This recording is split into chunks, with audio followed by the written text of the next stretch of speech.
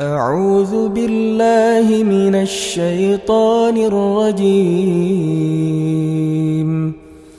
بسم الله الرحمن الرحيم.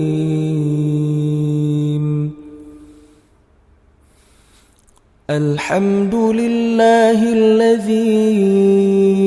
أنزل على عبده الكتاب ولم يجعل له عوجا قيما لينذر بأسا شديدا من لدنه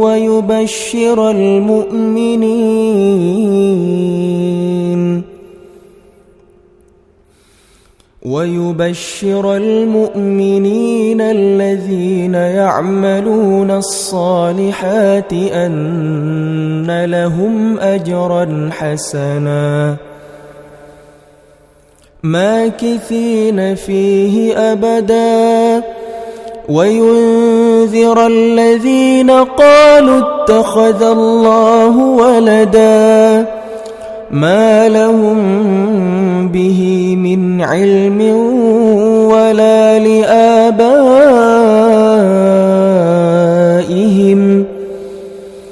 كبرت كلمة تخرج من أفواههم إن يقولون إلا كذبا فلعلك باخع نفسك على آثارهم إن لم يؤمنوا بهذا الحديث أسفا إنا جعلنا ما على الأرض زينة لها لنبلوهم أيهم أحسن عملا وإنا لجاعلون ما عليها صعيدا جرزا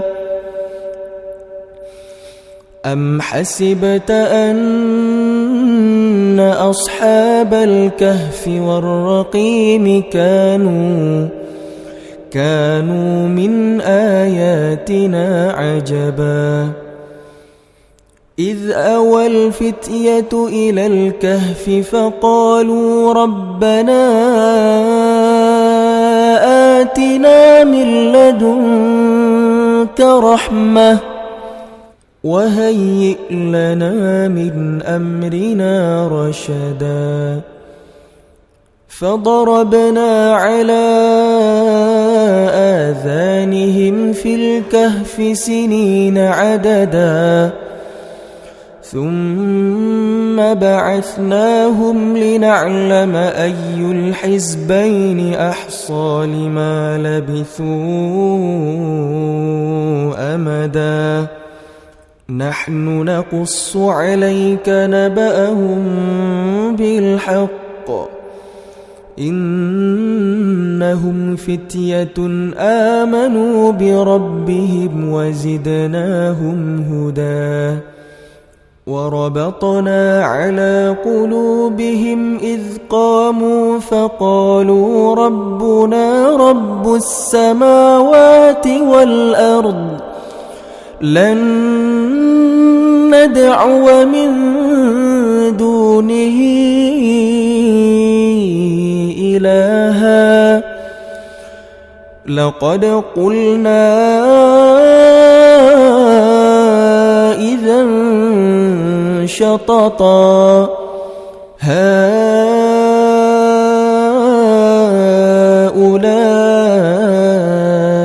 قومنا اتخذوا من دونه آلهة لولا يأتون عليهم بسلطان بين فمن أظلم ممن افترى على الله كذبا وإذ اعتزلتموهم وما يعبدون إلا الله فأووا إلى الكهف ينشر لكم ربكم من رحمته ويهيئ لكم من أمركم مرفقا وترى الشمس إذا طلعت تزاور عن كهفهم ذات اليمين وإذا غربت تقرضهم ذات الشمال وهم في فجوة منه ذلك من آيات الله من يهد الله فهو المهتد ومن يضلل فلن تجد له وليا مرشدا وتحسبهم أيقاظا وهم رقود ونقلبهم ذات اليمين وذات الشمال وكلبهم باسط ذراعيه بالوصيد لو اطلعت عليهم لوليت منهم فرارا ولملئت منهم رعبا وكذلك بعثناهم ليتساءلوا بينهم قال قائل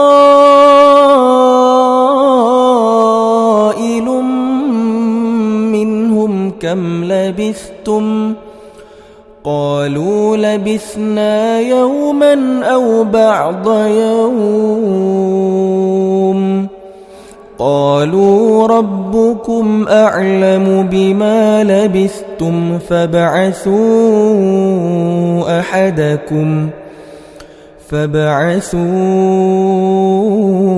أحدكم بورقكم هذه إلى المدينة فلينظر أيها أزكى طعاما فليأتكم برزق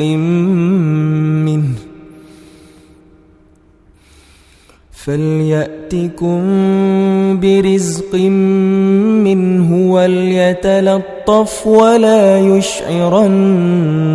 بكم أحدا إنهم إن يظهروا عليكم يرجموكم أو يعيدوكم في ملتهم ولن تفلحوا إذن أبدا وكذلك أعثرنا عليهم ليعلموا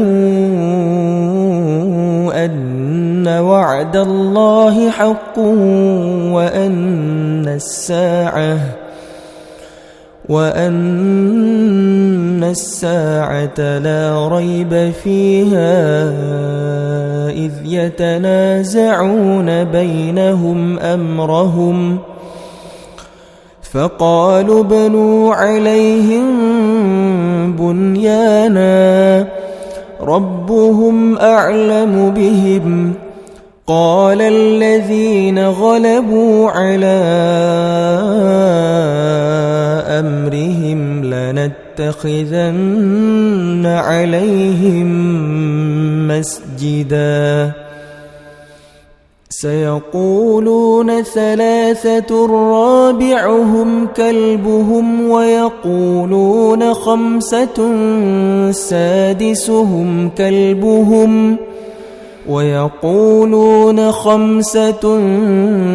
سادسهم كلبهم رجما بالغيب ويقولون 7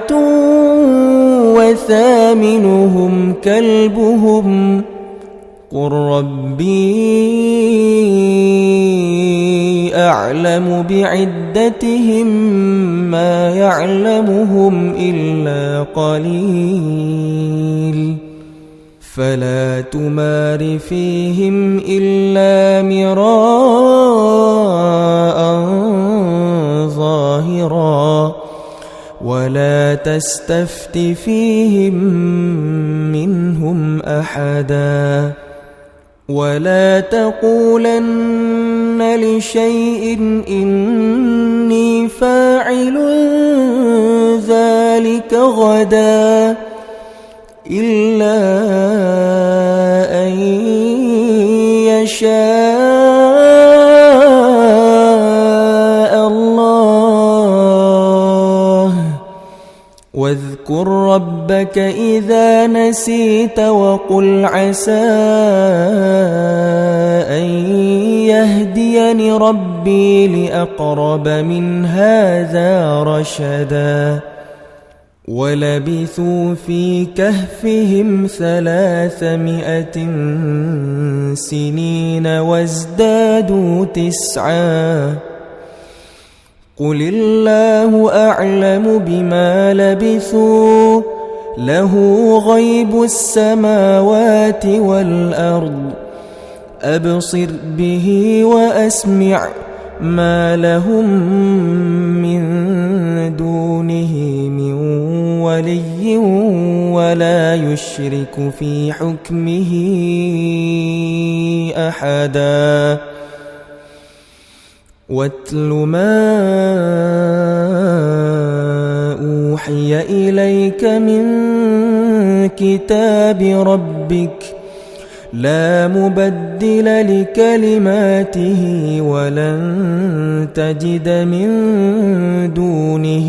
ملتحدا واصبر نفسك مع الذين يدعون ربهم بالغداة والعشي يريدون وجهه ولا تعد عيناك عنهم تريد زينة الحياة الدنيا ولا تطع من أغفلنا قلبه عن ذكرنا واتبع هواه وكان أمره فرطا وقل الحق من ربكم فمن شاء فليؤمن ومن شاء فليكفر إنا أعتدنا للظالمين نارا أحاط بهم سرادقها وإن يستغيثوا يغاثوا بماء كالمهل يشوي الوجوه بئس الشراب وساءت مرتفقا إن الذين آمنوا وعملوا الصالحات إنا لا نضيع أجر من أحسن عملا أولئك لهم جنات عدن تجري من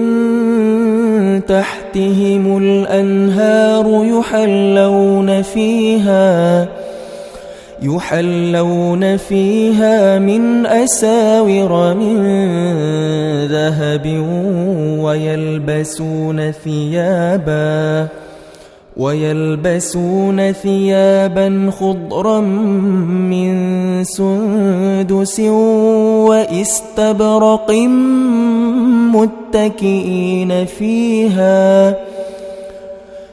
متكئين فيها على الأرائك نعم الثواب وحسنت مرتفقا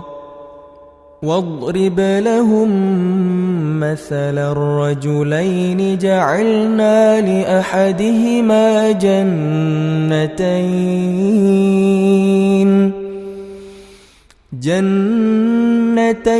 من أعناب وحففناهما بنخل وجعلنا بينهما زرعا كلتا الجنتين آتت أكلها ولم تظلم منه شيئا وفجرنا خلالهما نهرا وكان له ثمر فقال لصاحبه وهو يحاوره أنا أكثر منك مالا وأعز نفرا ودخل جنته وهو ظالم لنفسه قال ما أظن أن تبيد هذه أبدا وما أظن الساعة قائمة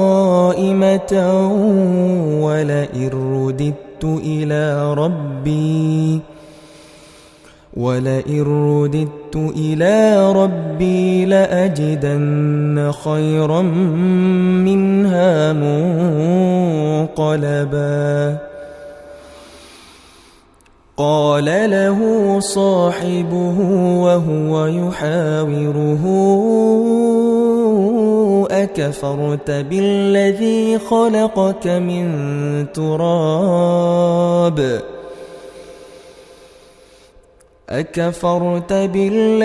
خلقك من تراب ثم من نطفة ثم سواك رجلا لكن هو الله ربي ولا أشرك بربي أحدا ولولا إذ دخلت جنتك قلت ما شاء الله لا قوة إلا بالله إن ترني أنا أقل منك مالا وولدا فعسى ربي أن يؤتيني خيرا من جنتك ويرسل عليها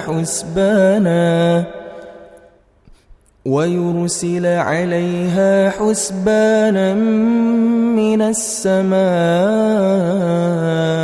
فتصبح صعيدا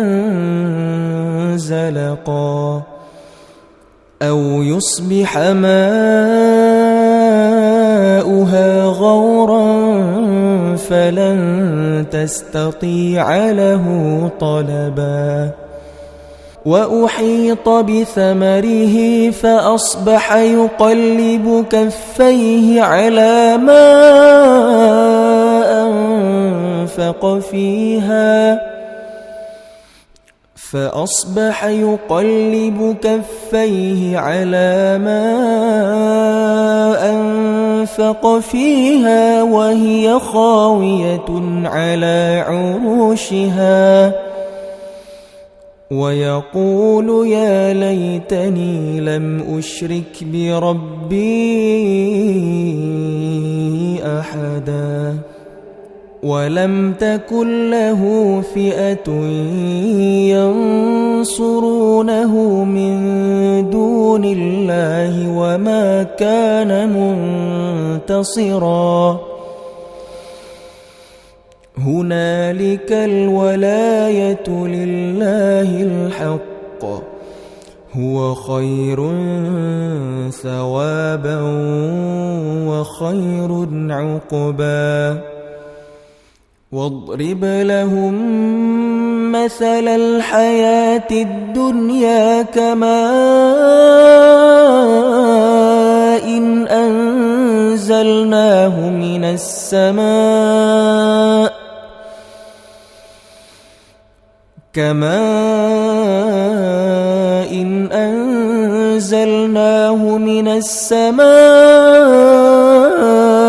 فاختلط به نبات الأرض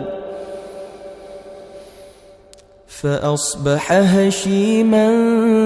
تزروه الرياح وكان الله على كل شيء مقتدرا المال والبنون زينة الحياة الدنيا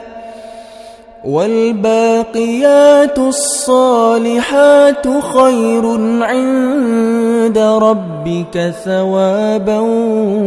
وخير أملا ويوم نسير الجبال وترى الأرض بارزة وحشرناهم فلم نغادر منهم أحدا وعرضوا على ربك صفا لقد جئتمونا كما خلقناكم أول مرة بل زعمتم أن لن نجعل لكم موعدا ووضع الكتاب فترى المجرمين مشفقين مما فيه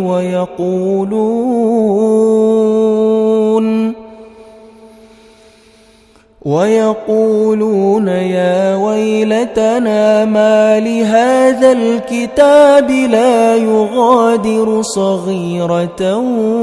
ولا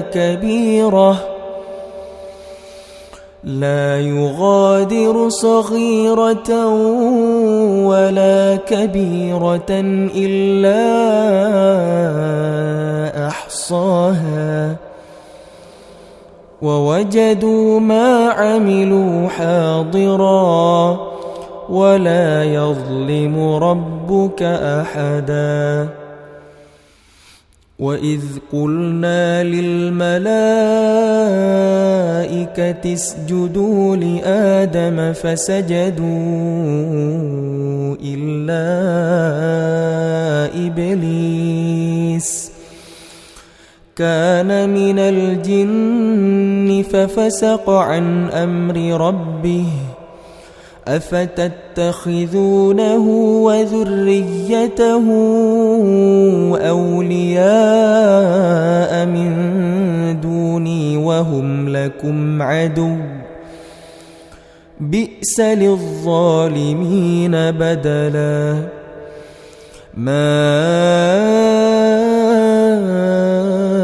أشهدتهم خلق السماوات والأرض ولا خلق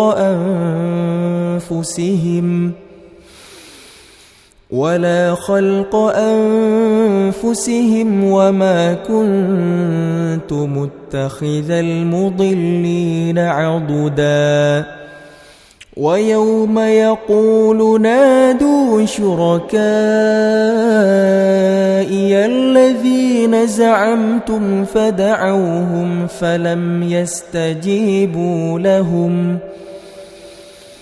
فلم يستجيبوا لهم وجعلنا بينهم موبقا ورأى المجرمون النار فظنوا أنهم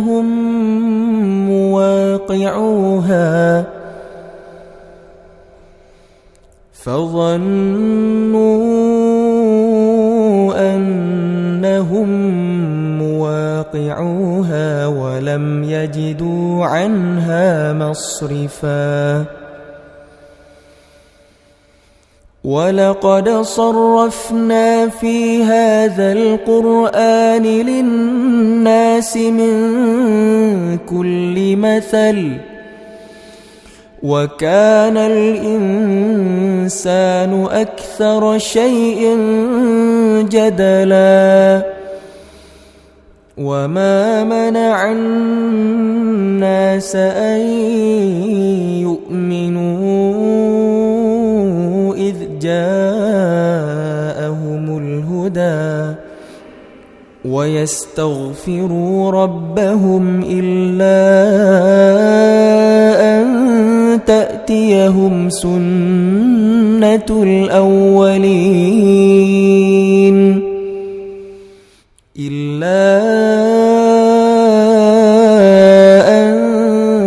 تأتيهم سنة الأولين أو يأتيهم العذاب قبلا وما نرسل المرسلين إلا مبشرين ومنذرين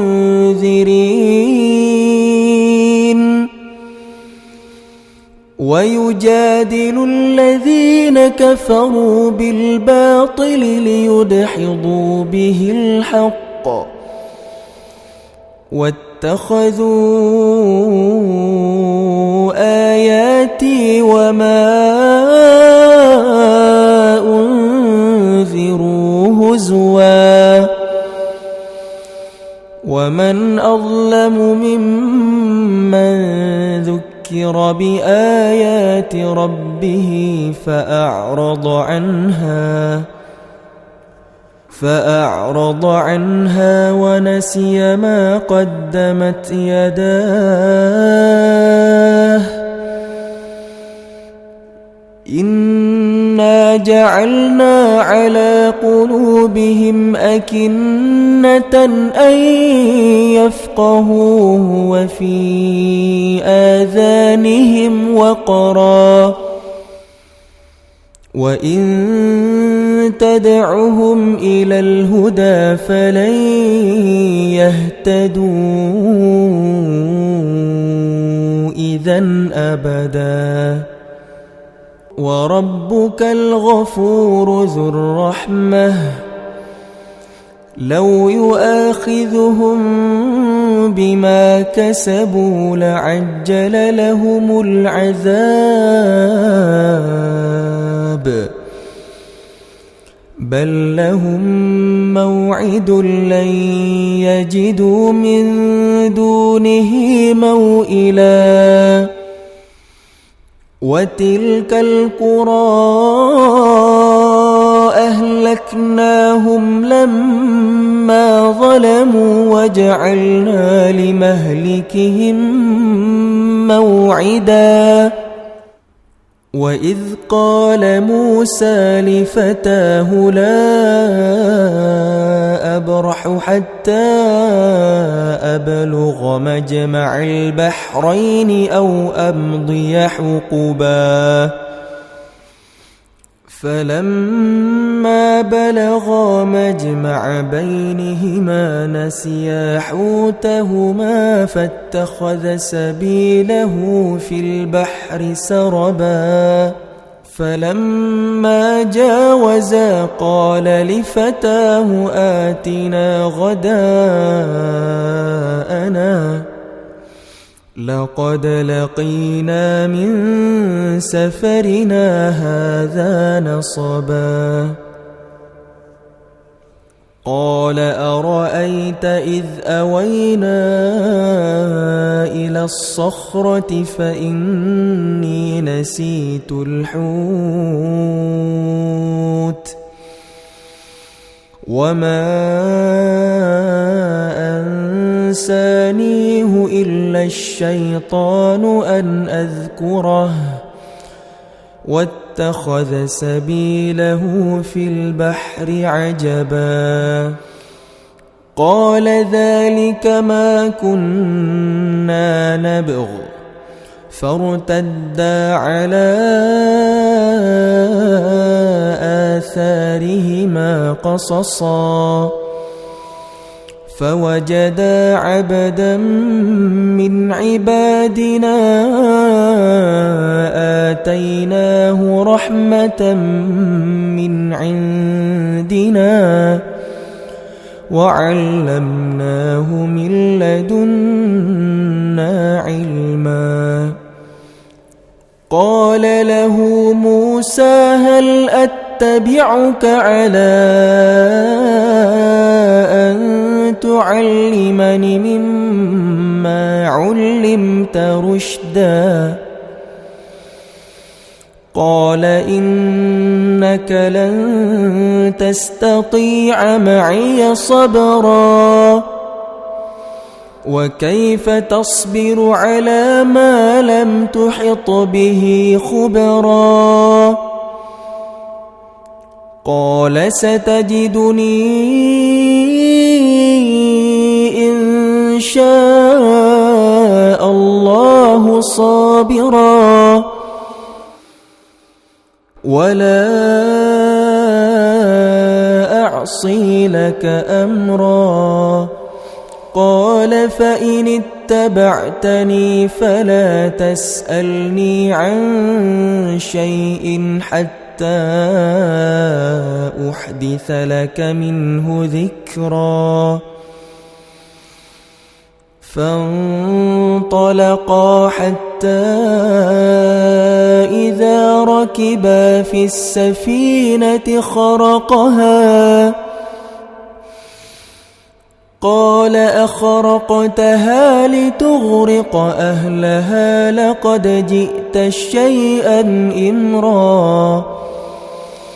قال ألم أقل إنك لن تستطيع معي صبرا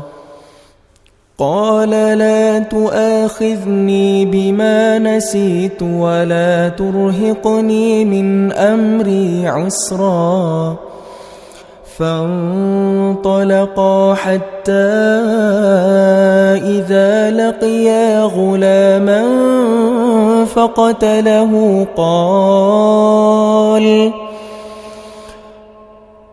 قال أقتلت نفسا زكية بغير نفس لقد جئت شيئا نكرا قال ألم أقل لك إنك لن تستطيع معي صبرا قال إن سألتك عن شيء بعدها فلا تصاحبني قد بلغت من لدني عذرا فانطلقا حتى إذا أتيا أهل قرية استطعما أهلها فأبوا أن يضيفوهما فوجدا فيها جدارا يريد أن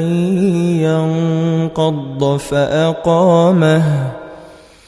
قال لو شئت لاتخذت عليه أجرا قال هذا فراق بيني وبينك سأنبئك بتأويل ما لم تستطع عليه صبرا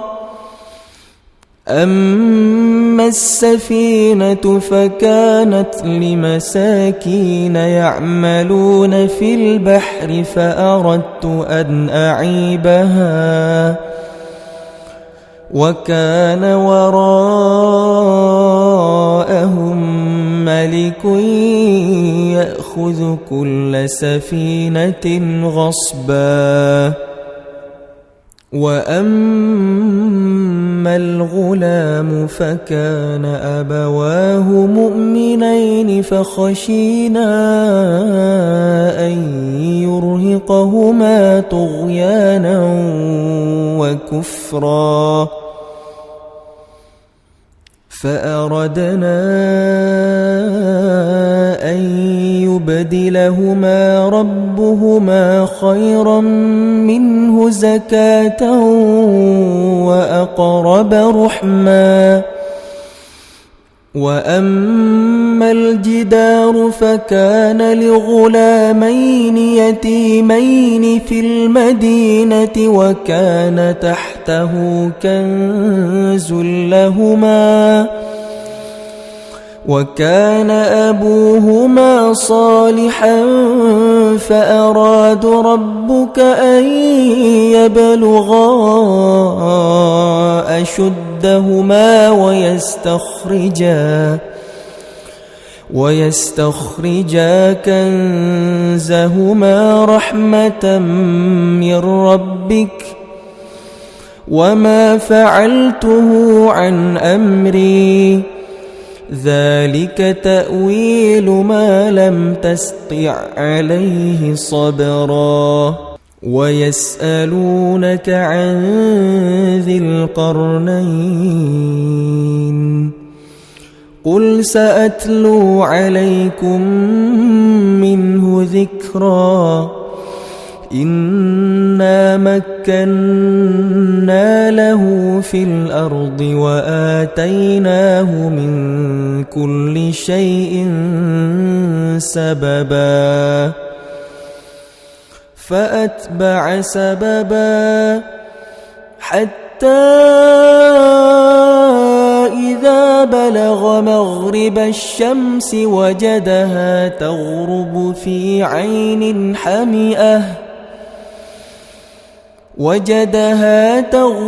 في عين حمئة ووجد عندها قوما قلنا يا ذا القرنين إما أن تعذب وإما أن تتخذ فيهم حسنا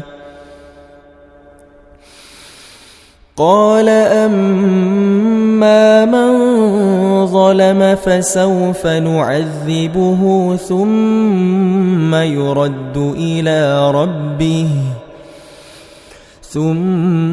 يرد إلى ربه فيعذبه عذابا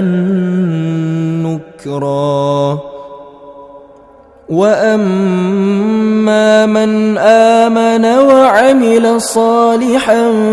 فله جزاء الحسنى وسنقول له من أمرنا يسرا ثم أتبع سببا حتى إذا بلغ مطلع الشمس وجدها تطلع على قوم لم نجعل لهم من دونها سترا كذلك وقد أحطنا بما لديه خبرا ثم أتبع سببا حتى إذا بلغ بين السدين وجد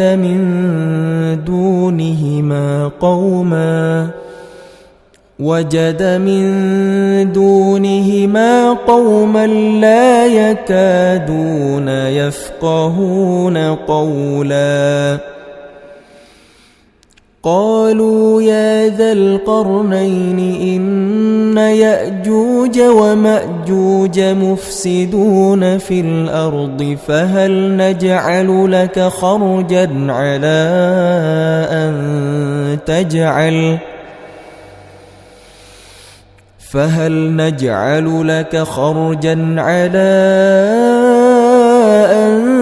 تجعل بيننا وبينهم سدا.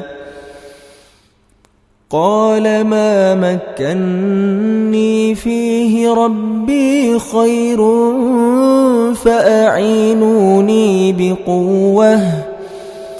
فأعينوني بقوة أجعل بينكم وبينهم ردما. آتوني زبر الحديد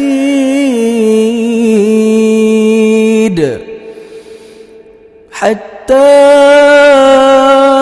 إذا ساوى بين الصدفين قال انفخوا حتى إذا جعله نارا قال آتوني أفرغ عليه قطرا. فما استطاعوا أن يظهروه وما استطاعوا له نقبا. قال هذا رحمة من ربي فإذا جاء وعد ربي جعله دكاء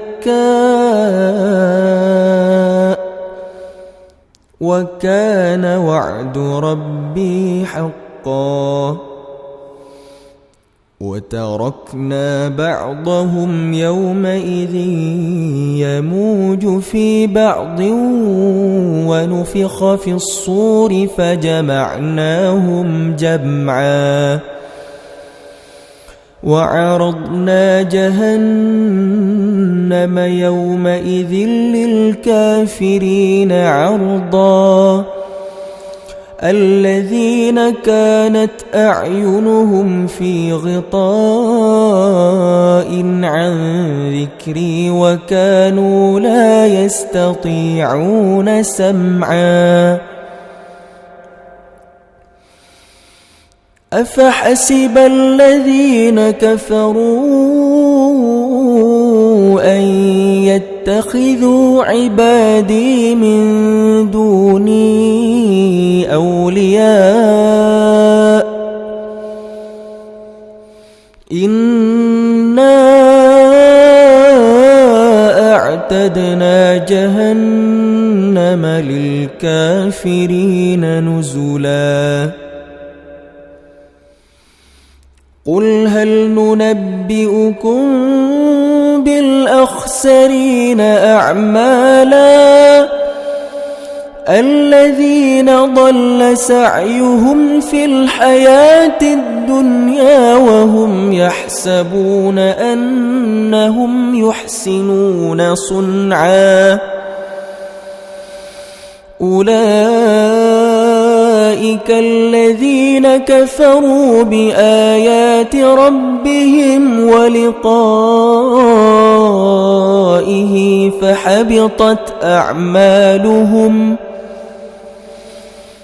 فحبطت أعمالهم فلا نقيم لهم يوم القيامة وزنا. ذلك جزاؤهم جهنم بما كفروا واتخذوا آياتي ورسلي هزوا. إن الذين آمنوا وعملوا الصالحات كانت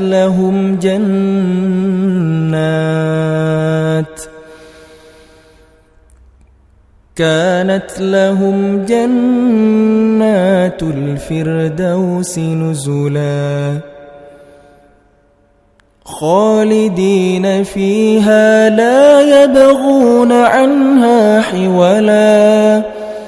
قل لو كان البحر مدادا لكلمات ربي لنفد البحر قبل أن تنفد كلمات ربي ولو جئنا بمثله مددا قل إنما أنا بشر مثلكم يوحى إلي أنما إلهكم إله واحد فمن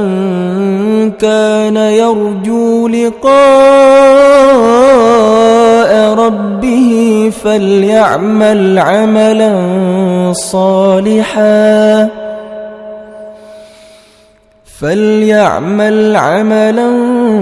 صالحا ولا يشرك بعبادة ربه أحدا.